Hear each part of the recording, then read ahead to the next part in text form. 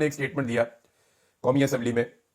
उन्होंने ये कहा कि हमारे 5 बंदे इकट्ठे हो जाएं किसी जगह पे तो हमें उठा लिया जाता है, एजेंसियां फौरन हरकत में आ जाती हैं, इदारे फौरन हरकत में आ जाते हैं, सिक्योरिटी फोर्सेस हमें उठा लेती हैं पाकिस्तान तहरीक इंसाफ को।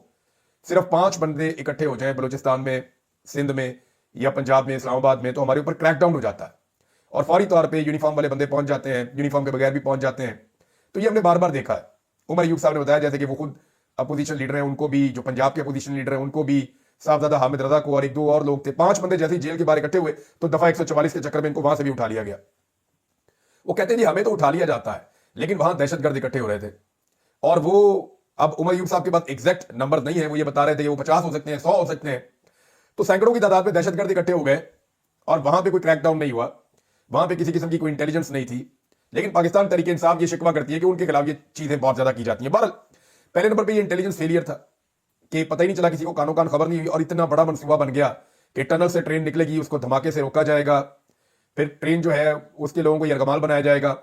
फिर जो किया गया वो क्या था, पहले धमाका होता है जो आप एनी शाहिदीन बता रहे हैं, धमाके के बाद ट्रेन रुकती है और वो जो फायरिंग का वाकया बताया जाता है लगभग 50 मिनट का, वो फायरिंग इसलिए हो रही थी कि वहां पे 7 ऐसे लोग मौजूद थे जो मुसल्लह थे हुकूमत की जानिब से जो खामोशी है वो बहुत सारे इबाम और बहुत अजीबोगरीब सूरत जो है वो पैदा कर रही है। नाज़रीन, अब इस हमले के बाद जो सियासी पहलू है उसकी तरफ आप आ जाएं तो वो सिचुएशन मैं आपके साथ शेयर कर देता हूं। एक तो हुकूमत ने अपनी तोपों का रुख सिर्फ और सिर्फ पाकिस्तान तहरीक इंसाफ की तरफ रखा हुआ है। इसाक डार हो, अता तारड़ हो, राणा सनाउल्लाह हो, एहसन इकबाल ख्वाजा, आसिफ इरफान सिद्दीकी, अफनानुल्लाह खान, ये सारे लोग बजाय इसके कि दहशतगर्दों की मजम्मत करें, दहशतगर्दों के ऊपर अटैक करें या दहशतगर्दों को दीवार के साथ लगाए या एक कौमी बयानिया तश्कील देने की कोशिश करें, ये सब मिलकर इमरान खान पर और पाकिस्तान तहरीक इंसाफ पर हमलावर है और ये कोशिश कर रहे हैं कि ये साबित करेंगे इस हमले के पीछे पाकिस्तान तहरीक इंसाफ है। हालांकि तहरीक इंसाफ ने इस सारे मामले के ऊपर मजम्मत की है, खुलकर मजम्मत की है, दहशतगर्दी के वाकई की मजम्मत की है, दहशतगर्दों की मजम्मत की है। लेकिन साथ ही साथ उन्होंने क्योंकि सवालात उठाए हैं सिक्योरिटी फेलियर के ऊपर, इंटेलिजेंस फेलियर के ऊपर, और उनका एक बड़ा सवाल यह है कि हमारे ऊपर सारी तवानाइयां खर्च की जा रही हैं, यही तवानाइयां दहशतगर्दों के खिलाफ खर्च की जानी चाहिए। लॉजिकल है। अपोजिशन जो है वो तनकीद ही करती है और क्या करती है, लोगों ने निकाल के मरियम नवाज का, नवाज शरीफ के क्लिप लगाना शुरू कर दिए कि माजी में ये लोग भी बलूचिस्तान की बात करते थे, लापता अफराद की बात करते थे, माजी में ये लोग भी आवाज उठाते थे ऐसी चीजों के बारे में। लेकिन अब ऐसा कैसे हो गया कि अब जो भी बात कर रहा है उसको ये गद्दार डिक्लेयर कर रहे हैं। यानी इसाक डार ने तो साफ गद्दार कह दिया है। अब हुकूमत की तरजीहात क्या है, जरा आप यहां पे गौर करें कि जो आईजी ने बनाई हुई अपनी जेआईटी इस्लामाबाद में, उसने आईजी ने तलब कर लिया जी अलीमा खान को और उमर अयूब को कि जनाब आप एंटी स्टेट चल रहे हैं, आप रियासत के खिलाफ चल रहे हैं, लिहाजा आए और आकर आप जवाब दें। यानी आप अंदाजा करें कि इनकी तरजीहात क्या है, ये किस तरफ चीजों को सोच रहे हैं। अभी भी उन्हें पाकिस्तान तहरीक इंसाफ को कुचलना है। पाकिस्तान का मीडिया जो है वो ठीक से रिपोर्ट नहीं कर पा रहा। इंडियन मीडिया और फॉरेन मीडिया जो है वो इस खबर को बहुत बड़े पैमाने पर रिपोर्ट कर रहा है। मैं अगर खोलूं इंटरनेशनल मीडिया को तो मेरे सामने जो न्यूज चैनल आ जाते हैं, the guardian, the independent, Al Jazeera, sky news, NDTV, writers, CNN, the New York times, कोई ऐसा बड़ा आलमी अखबार या मीडिया हाउस नहीं है जिसने इस वाकये की कवरेज ना की हो। तो ये पाकिस्तान के लिए एक बड़ी शर्मिंदगी का बाइस है। हुकूमत और हुकूमती सहाफियों ने दहशतगर्दों से ज्यादा पाकिस्तान तहरीक इंसाफ और इमरान खान साहब को टारगेट किया है। देखिए, असल में तो जनरल बाजवा, नदीम अंजुम, फैज हमीद और पीडीएम सरकार से पूछना चाहिए कि आप दहशतगर्दों को पाकिस्तान में क्यों लाए। इमरान खान साहब के दौर में ये आइडिया पाकिस्तान की एस्टेब्लिशमेंट ने फ्लोट किया था और इमरान खान साहब की हुकूमत में इसके ऊपर कोई फैसला नहीं हो पाया था, लेकिन ये आइडिया मौजूद था, इसके ऊपर डिस्कशन हो रही थी। इमरान खान साहब ने खुद भी इसके ऊपर मीडिया में भी डिस्कशन की थी, उनका अपना एक पॉइंट ऑफ व्यू था, लेकिन उनकी पार्टी के अंदर सख्त मुखालफत थी कि दहशतगर्दों को वापस नहीं आने देना। अब उनकी हुकूमत खत्म की गई तो उसके बाद ख्वाजा आसिफ साहब की कुछ तस्वीरें हमें नजर आती हैं नदीम अंजुम साहब के साथ कि वो मिल रहे हैं अफगान क़यादत को और जो टीटीपी है उनको वापस लाने के लिए बातचीत हो रही है, बाकायदा हेडलाइन लिखी हुई अंग्रेजी अखबार के अंदर। तो पीडीएम के दौर में तहरीक तालिबान पाकिस्तान को वापस लाया गया था, लेकिन बजाय उनका एहतसाब करने के, पीडीएम का एहतसाब करने के, general Bajwa, general Faiz, general Nadeem Anjum से ये पूछने के कि आप क्यों दहशतगर्दों को पाकिस्तान में लाए, पाकिस्तान तहरीक इंसाफ को टारगेट किया जा रहा है और उनको निशाना बनाया जा रहा है। बीबीसी की एक रिपोर्ट के मुताबिक, ये तारिक मतीन साहब ने भी इसको शेयर किया है और बड़े दुख के साथ, कि 200 से ज्यादा ताबूत बीबीसी रिपोर्ट कर रहा है, 200 से ज्यादा ताबूत बीबीसी रिपोर्ट कर रहा है जो पहुंचाए गए हैं और हमारे ऑफिशियल जराए बाज़ाब्ता तौर पे कुछ भी नहीं बता रहे और तमाम तोपों का रुख जो है वो पाकिस्तान तहरीक इंसाफ की तरफ मोड़ दिया गया है और ये एक बेहिसी है।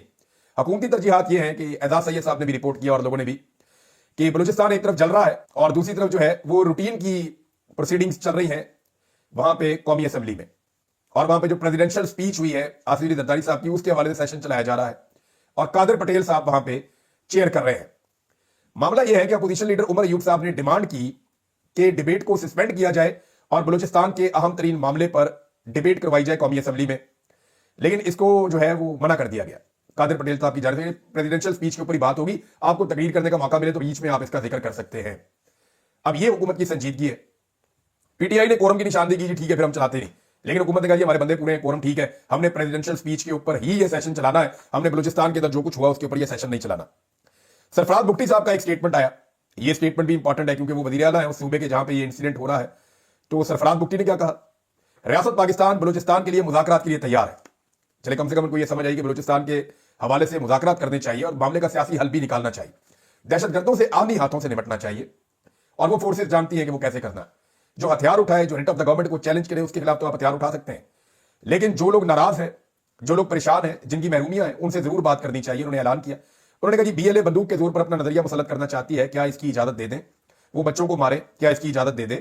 وہ ہمارے 500 لوگوں کو مار دیں اور ہم جا کر معافی مانگیں؟ یہ وزیر اعلیٰ بگٹی نے کہا، لیکن انہوں نے ساتھ ہی ساتھ یہ کہا کہ حکومت جو ہے وہ ریاست پاکستان بلوچستان کے لیے مذاکرات کے لیے تیار ہے۔ یہ ایک سین اپروچ ہے۔ ایک طرف ناظرین حملہ کر دیا گیا فوری طور پہ بارنگ بلوچ کے اوپر، اور یہ بہت بڑی تعداد میں بے وقوف لوگ ہیں جنہوں نے بارنگ بلوچ کے اوپر اٹیک کیا۔ دیکھیں بلوچستان میں نوجوان اس وقت ریاست سے یا حکومت سے متنفر ہیں، تو وہ کہاں جائیں گے؟ ان کے پاس دو ہی رستے ہیں نا، یا تو وہ سیاسی آوازوں کے پیچھے جائیں گے، جو پرانے بلوچ سردار ہیں، جو بہت بڑے بڑے پولیٹیشنز ہیں وہاں کے۔ اب جو بلوچستان کا نوجوان ہے وہ ان کی طرف کم دیکھتا ہے اور نوجوان کی عادت کی طرف زیادہ دیکھتا ہے۔ دو رستے ہوتے ہیں ایک نوجوان کے پاس، یا تو وہ ہتھیار اٹھاتا ہے یا وہ سیاسی آواز بلند کرتا ہے جمہوری طریقے سے۔ تو جو نوجوان جمہوری طریقے سے، سیاسی طریقے سے اپنی آواز بلند کر رہے ہیں، وہ مارنگ بلوچ کی طرف جا رہے ہیں۔ تو مارنگ بلوچ جو ہے وہ ایک غنیمت ہے۔ دوسرا رستہ یہ ہے کہ وہ جا کے وہاں پہ عسکریت پسندوں کے ساتھ بندوق اٹھا لے۔ تو ابھی مجھے ایک دوست مجھے ٹیلی فون کر کے بتا رہے تھے کہ یہ جو ترجمان ہے ایک، وہ کہتے جی میں اس کو جانتا ہوں، یہ ہمارے پاس تعلیم حاصل کرتا تھا، ہمارے ساتھ پڑھتا تھا، اور یہ تو اس طرح کا نہیں تھا، لیکن پھر اس کے بعد یہ اغوا ہو گیا، جبری طور پہ لاپتہ ہوا، 2 سال کے بعد واپس آیا، اور اب یہ بندہ یہ بن گیا ہے کہ وہاں پہ عسکریت پسندوں کے ساتھ کھڑا ہے۔ یہ مجھے میرے دوست نے بھی بتایا، جرنلسٹ ہے وہ، کہتے جی میں اس کے ساتھ ایک ہی تعلیمی ادارے میں تھا۔ اب معاملہ یہ ہے کہ بارنگ بلوچ جو ہے وہ ایک اپرچونٹی کے طور پہ لینا چاہیے، یہ آوازیں غنیمت ہے، ان کی عزت کی جانی چاہیے۔ بلوچ نوجوان آپ سے متنفر ہو چکا ہے، یا تو جائے گا بارنگ بلوچ کے پاس، یا سیاسی آوازوں کے پاس، یا وہ جائے گا عسکریت پسندوں کے پاس۔